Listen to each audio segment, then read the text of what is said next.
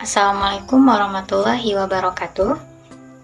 Hai teman-teman, apa kabar hari ini? Semoga kita selalu dalam lindungan Allah Subhanahu wa Ta'ala. Amin, amin ya Robbal 'Alamin. Nah, sebelum kita memulai materi kita pada hari ini, izinkan saya memperkenalkan diri terlebih dahulu, karena ada sebuah pepatah mengatakan bahwa tak kenal maka tak sayang maka tak cinta. Nah, alangkah baiknya saya memperkenalkan diri terlebih dahulu. Perkenalkan, nama saya Zayul Khaira.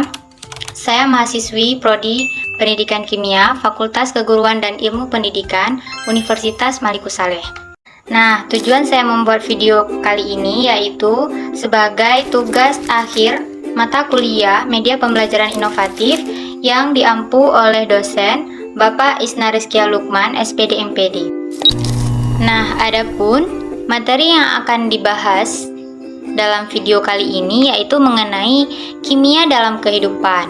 Nah, pada kesempatan kali ini saya akan membahas hanya 3 materi saja, yaitu mengenal ilmu kimia, materi dan perubahannya, serta peranannya di dalam kehidupan sehari-hari.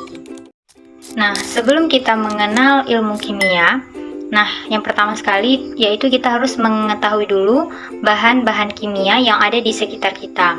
Nah, mungkin istilah kimia masih agak asing bagi sebagian orang. Padahal, tanpa kita sadari, kita telah banyak berinteraksi dengan bahan-bahan kimia. Misalnya nih, kita selama ini bernafas dengan menghirup oksigen di udara atau CO2, kemudian kita melepaskan gas karbon dioksida yaitu CO2 ke udara.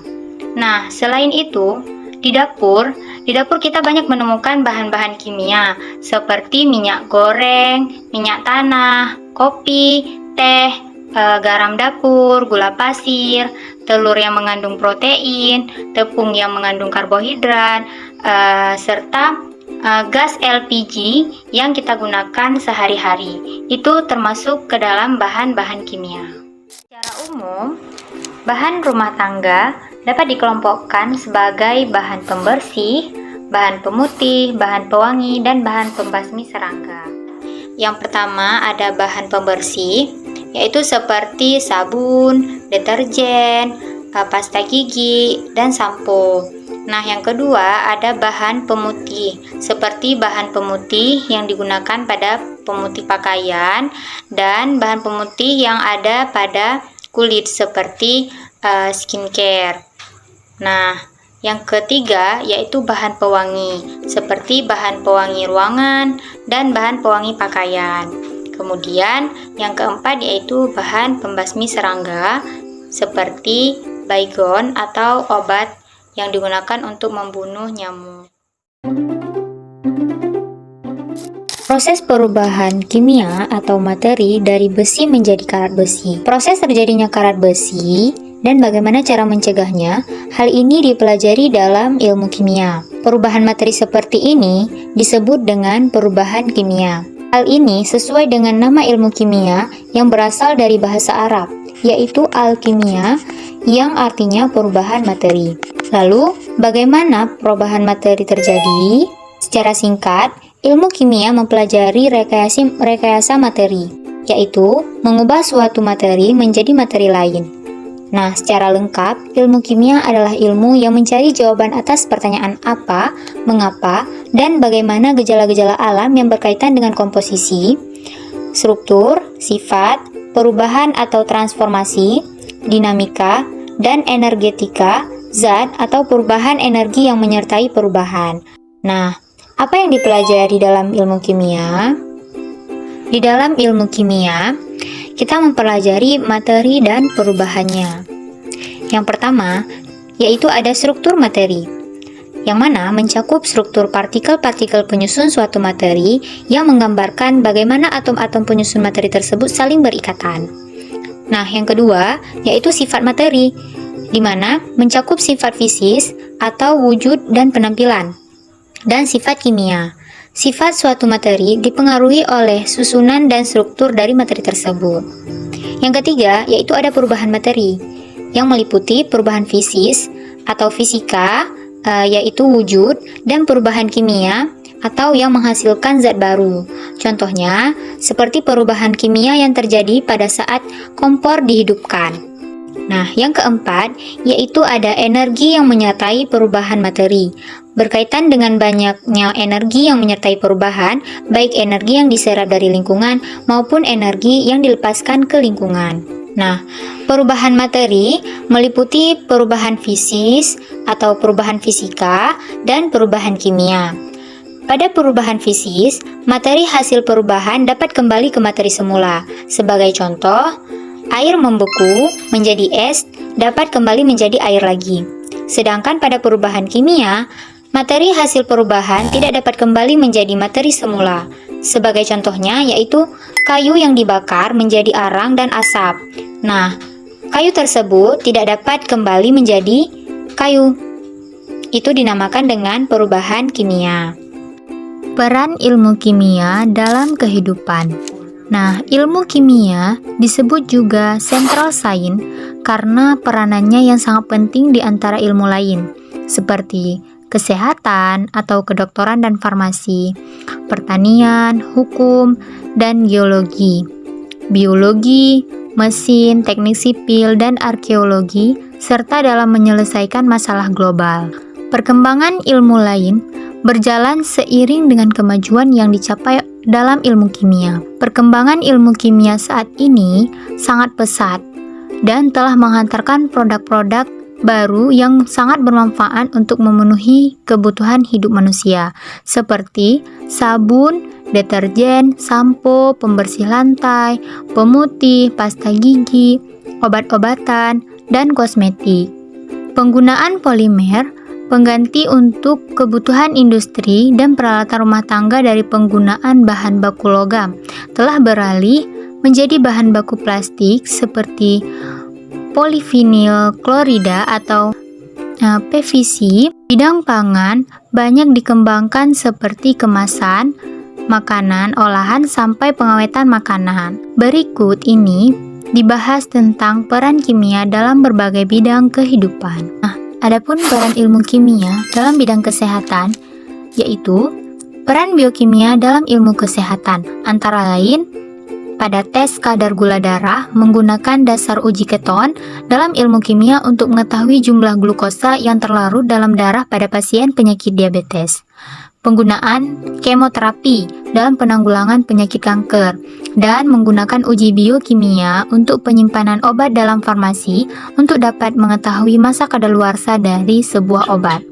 Selain itu, peran kimia dalam kedokteran yaitu juga ditunjukkan oleh penggunaan radiosotop natrium 24 untuk mendiagnosis penyumbatan pembuluh darah, fosfor 32 untuk mendeteksi penyakit mata, tumor dan hati, besi 58 untuk mempelajari pembentukan sel darah merah. Kemudian iodin 131 untuk mendeteksi kerusakan kelenjar gondok, hati, dan tumor otak. Dan selanjutnya yaitu xenon atau Xe133 yang mana digunakan untuk mendeteksi penyakit paru-paru. Nah, peran ilmu kimia dalam bidang pertanian. Di dalam bidang pertanian modern saat ini, para petani telah menggunakan pupuk dan pestisida dalam rangka meningkatkan mutu dan produksi. Pupuk dan pestisida mengandung zat-zat kimia. Nah, pupuk itu sendiri merupakan material yang ditambahkan pada media tanam atau tanaman untuk mencukupi kebutuhan hara yang diperlukan tanaman.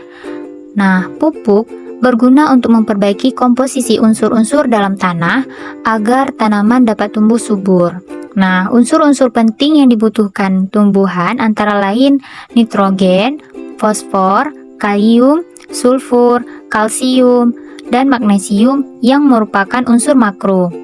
Jumlah unsur S, Ca, dan Mg tersedia cukup banyak di dalam tanah dan peranannya bagi tumbuhan tidak teramat penting.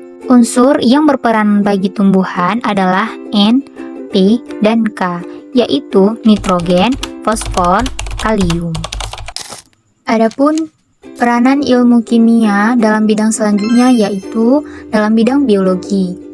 Nah, biologi mempelajari makhluk hidup mencakup manusia, hewan, dan tumbuhan. Lalu, proses kimia yang berlangsung dalam makhluk hidup meliputi pencernaan makanan, pernapasan, metabolisme, fotosintesis, dan lain-lain. Untuk itu, untuk mempelajari proses kimia tersebut, diperlukan pengetahuan tentang struktur dan sifat senyawa, seperti karbohidrat, protein, vitamin, enzim, lemak, asam nukleat, dan lain-lain. Pada proses fotosintesis, karbon dioksida atau CO2 dan air diubah menjadi karbohidrat atau gula, dan oksigen atau O2 dengan bantuan foton dari cahaya matahari yang diserap oleh klorofil. Jadi, fotosintesis merupakan suatu proses pembentukan dan atau proses penyusunan senyawa kompleks dari senyawa sederhana. Nah, dalam geologi, ilmu kimia berperan dalam mempelajari kandungan material bumi, sifat logam maupun minyak bumi dengan sifat-sifat kimia dari berbagai material bumi dan teknik analisisnya. Dari hasil penelitian dapat diperkirakan logam yang terkandung, jumlah dan kadarnya, serta lamanya penambangan. Untuk bisa menemukan material-material di dalam tanah seperti mineral, minyak bumi, gas, dan batu bara, para ahli geologi harus mempelajari dasar-dasar ilmu kimia terlebih dahulu. Nah, peran ilmu kimia di bidang geologi adalah untuk mempermudah para geolog dalam mempelajari kandungan material bumi seperti logam ataupun minyak bumi dengan beragam sifat kimia dari berbagai material bumi dan teknik analisisnya. Peran ilmu kimia dalam bidang selanjutnya yaitu ada pada bidang hukum. Nah, di mana pada bidang hukum memang tidak ada hubungan dengan ilmu kimia secara langsung. Namun, manfaat ilmu kimia dalam bidang hukum dapat dirasakan ketika diberlakukannya pemeriksaan alat bukti kriminalitas oleh ahli forensik, yang mana melibatkan ilmu kimia.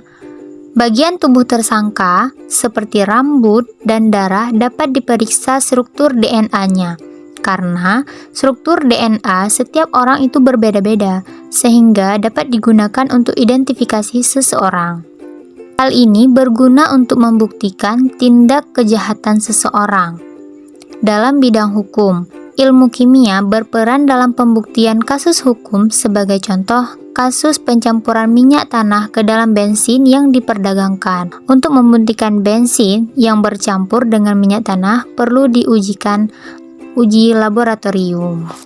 Nah, peran ilmu kimia dalam bidang selanjutnya yaitu ada di dalam bidang teknik sipil. Orang-orang menanyakan, apa sih peran kimia dalam teknik sipil? Ternyata, dalam teknik sipil, ilmu kimia berperan dalam penelitian dan pengembangan produk bahan bangunan seperti semen, kayu, cat, paku, besi, paralon, lem, dan sebagainya. Bahan-bahan ini diuji kualitasnya dengan menggunakan ilmu kimia untuk mengetahui sifat bahan, baik kelebihannya maupun kekurangannya, untuk menghindari dan meminimalkan kecelakaan yang mungkin terjadi di kemudian hari. Nah, cat itu sendiri digunakan untuk memperindah ruangan dengan warna-warna yang menarik. Samping itu juga, fungsi dari cat tersebut yaitu untuk melindungi permukaan logam, permukaan kayu, dan penutup pori-pori permukaan dinding pada saat plesteran. Nah, peran ilmu kimia dalam bidang selanjutnya yaitu ada dalam bidang mesin. Nah, setiap mesin pasti menggunakan logam. Untuk mengetahui logam yang sesuai dengan mesin yang akan dikembangkan, maka ahli mesin harus mempunyai daya rekat yang lebih kuat daripada cat tembok. Dalam hal ini, ilmu kimia diterapkan dalam bidang mesin. Manfaat ilmu kimia di bidang mesin antara lain yaitu dalam mempelajari sifat dan komposisi logam yang baik untuk pembuatan mesin. Kemudian, mempelajari sifat, komposisi bahan bakar, dan minyak pelumas mesin. Nah, mesin-mesin di industri membutuhkan logam yang baik dengan sifat tertentu yang sesuai dengan kondisi dan bahan-bahan yang digunakan seperti semen, kayu, cat, beton, dan sebagainya. Nah, peran ilmu kimia dalam bidang selanjutnya yaitu dalam bidang arkeologi.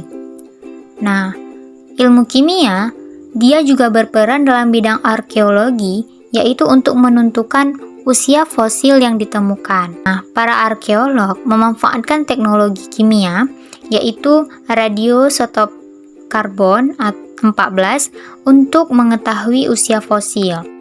Nah, teknologi ini juga digunakan dapat menentukan umur suatu benda purbakala melalui teori peluruhan radioaktif. Nah, ternyata peran ilmu kimia tidak hanya pada bidang-bidang tertentu yang disebutkan di atas, namun peran ilmu kimia juga ada dalam menyelesaikan masalah global. Nah, ilmu kimia juga berperan dalam menyelesaikan masalah global, yaitu masalah yang dihadapi oleh seluruh manusia yang ada di dunia, seperti krisis energi. Nah, selama ini kita menggunakan bahan bakar minyak atau BBM berupa bensin, solar, dan gas yang diperoleh dari hasil penyulingan bertingkat minyak bumi dan gas alam. Hingga saat ini, bahan bakar minyak merupakan sumber energi utama dalam menggerakkan roda ekonomi dunia. Nah, bahan bakar ini disebut dengan bahan bakar fosil yang tidak dapat diperbaharui karena terbentuk dari pelapukan sisa-sisa organisme, baik tumbuhan maupun hewan, yang terkubur beberapa jutaan tahun yang lalu. Kemudian, bahan bakar fosil akan habis dan manusia harus dapat mencari bahan bakar alternatif sebagai sumber energi alternatif untuk mengatasi krisis energi yang terjadi. Baik, demikian materi yang dapat saya paparkan mengenai kimia dalam kehidupan. Nah, dengan itu, teman-teman sekarang sudah mengetahui dan mengenali ilmu kimia, perubahan materinya, kemudian peranannya di dalam berbagai bidang kehidupan. Nah, jika video ini bermanfaat untuk kalian, jangan lupa like dan komen serta subscribe video ini sebanyak-banyaknya. Apabila ada kesalahan kata, saya mohon maaf. Saya juga lagi belajar. Dengan demikian, wassalamualaikum warahmatullahi wabarakatuh.